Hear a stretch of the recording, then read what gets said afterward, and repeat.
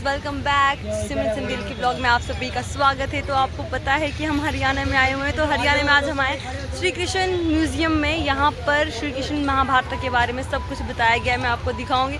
और फिलहाल तो आप ये पीछे मूर्ति देखिए मेरे साथ, कितनी प्रिटी लग रही है, कितनी प्रिटी है, कितनी सही है। बोलो कन्हैया लाल की जय। हम आ गए हैं श्री कृष्ण संग्रहालय में। एक दूसरा अलग से म्यूजियम है जहाँ पे हमें अनेक चीज़ें देखने को मिलेंगी। हमें बहुत मज़ा आ रहा है। यहाँ पे हर एक चीज़ बहुत अनेक है, बहुत यूनिक है। अब हम अंदर जाएं, फिर दिखाती हूँ आपको।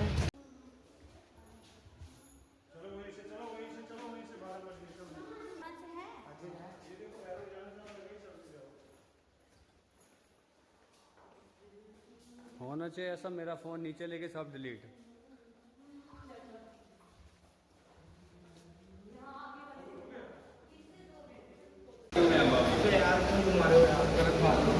ये जैसे वो गेम नहीं है, बस वो ही है। गाइस, हमारे चक्कर व्यू में पता नहीं कहाँ जाना है।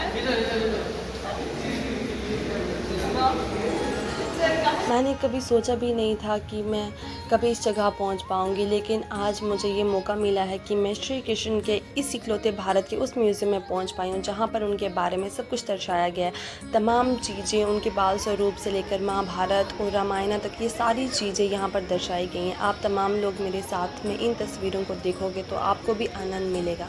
हम सबसे पहले जैसे ही अंदर जाते हैं, इस हॉल में पहुँचते हैं, तो यहाँ पर श्री कृष्ण की पुरानी तस्वीरें हैं। हम जैसे ही इस म्यूज़ियम के अंदर जाते हैं तो यहाँ पर पहुंचकर हैरान हो जाते हैं, क्योंकि यहाँ पर दीवारों पर, लकड़ियों पर श्री कृष्ण जी की ऐसी बारीकी से चित्र बनाए गए हैं कि इंसान हैरान में परेशान हो जाता है।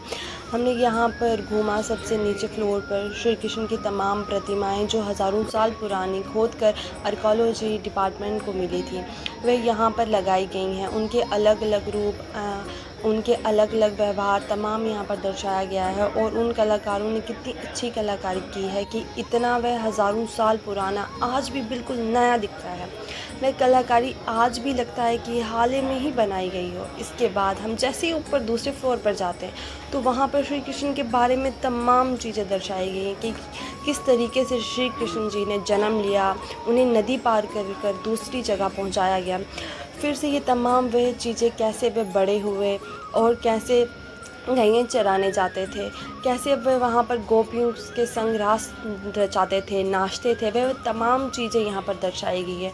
फिर किस तरीके से उन्होंने कंस का वध किया, वह भी चीज़ यहाँ पर दिखाई गई। यानी कि आपको पहले ही कहा था कि श्री कृष्ण के बारे में तमाम वह चीज़ें जो हमने सुनी हैं, कहानियों में सुनी हैं, देखी हैं टीवी पर आजकल, वह यहाँ पहुँचकर हम सब अलग ही नज़ारा दिखता है, जैसे कि हम मानो हम वहीं पहुंच चुके हैं एकदम महाभारत में। उसके बाद जब हम तीसरी छत पर जाते हैं तो तीसरी छत में हमें पूरा महाभारत का युद्ध का नज़ारा यहाँ पर दिखाया जाता है। मतलब क्या नज़र आता है सब एकदम मस्त तरीके से। यहाँ पर युद्ध कैसे शुरू होता है, कैसे जो वह द्रौपदी का चीरहरण हुआ, श्री कृष्ण ने मदद की, फिर तमाम पूरे महाभारत की वह तस्वीर यहाँ पर नज़र आती। फिर श्री कृष्ण का अर्जुन को उपदेश देना, उसके बाद अभिमन्यु चक्रव्यूह, भीष्म पिताजी का तीरों पर रखा होना, यहाँ पर पड़े रहना, ये सारा कुछ देखकर इंसान मंत्र मुक्त हो जाता है। और उनके बाद भगवान श्री कृष्ण के तमाम वे स्वरूप, उनकी बाल लीलाओं से लेकर उनके महाभारत के युद्ध तक, हर एक चीज़ यहाँ पर दर्शाई गई है। ये तस्वीरें देखकर आप हैरान हो जाएंगे। सदियों पुरानी, सदियों ज़माने की तमाम तस्वीरें आप देख रहे हैं कि श्री कृष्ण अपने दरबार में हैं, बाकी तमाम जितने भी सेवक हैं वो आसपास हैं। ये श्री कृष्ण के पिता वासुदेव उन्हें नदी पार करा रहे हैं उस समय जब उनका जन्म हुआ था, ताकि श्री कृष्णा को कंस से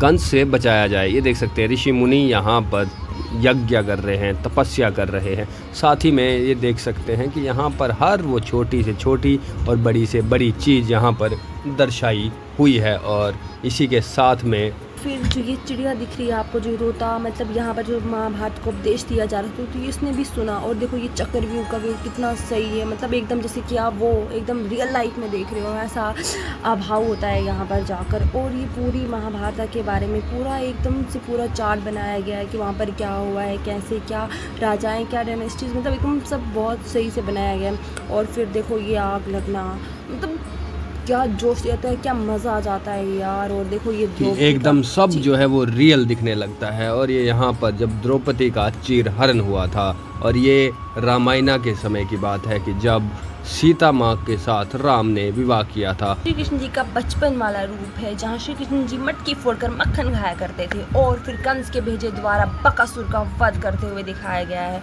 और फिर ये श्री कृष्ण जी गोवर्धन पर्वत उठाए हुए छोटी उंगली पर कितना सही दर्शाया गया है। और जैसे कि सारी चीज़ें यहाँ पर लिखी गई भी हुई हैं कि क्या किया था। और श्री कृष्ण जी देखो जब नाग जी के ऊपर डांस कर रहे थे, ये भी एक अलग ही रूप है उनका, अनेक स्वरूप है उनका। और देखो ये डांस रासलीला रचाते हुए गोपियों के संग, राधा के संग, और ये कॉस्मिक डांस है रासलीला। एंड कृष्ण जी किलिंग कंसा, मतलब कंस का वध जब किया था श्री कृष्ण जी ने, ये देखो कितना सही से व्यू दर्शाया गया, मतलब एकदम सॉफ्टली एंड क्लियरली दिखता है कि कितना सही है। हर एक जगह पूरे महल का यहाँ पे रूप दिखाया गया है कि कैसे वहाँ पर क्या था और फिर मार दिया गया। ये भी एक श्री कृष्ण की लीलाएं हैं। रासलीला तो आप जानते ही हैं श्री कृष्ण जी ने कितनी रची हैं और क्या क्या नहीं किया। और फिर श्री कृष्ण जी अर्जुन जी को ज्ञान देते हुए कि गीता में क्या है, गीता को समझाया गया। श्री कृष्ण जी ने समझाया कि आपको अपने ही भाई जनों से लड़ना है। श्री कृष्ण जी कितनी प्यारी सी मूर्ति है। और भीष्म पिताजी तीरों पर बैठकर महाभारत का युद्ध देख रहे हैं। जय कन्हैया लाल की।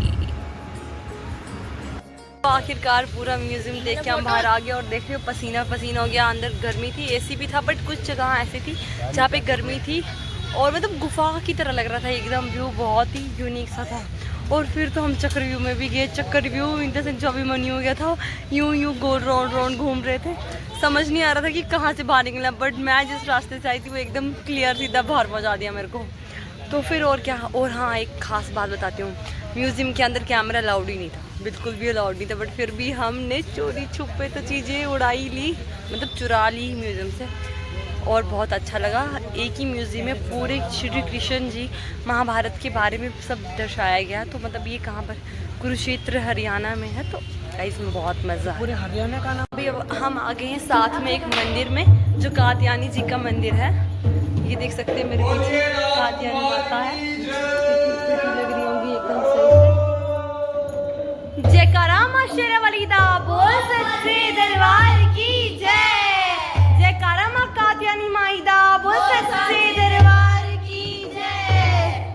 तो अभी हम सोच रहे थोड़ा सा भजन कीर्तन करते हैं। याद रू आए भला हो या सब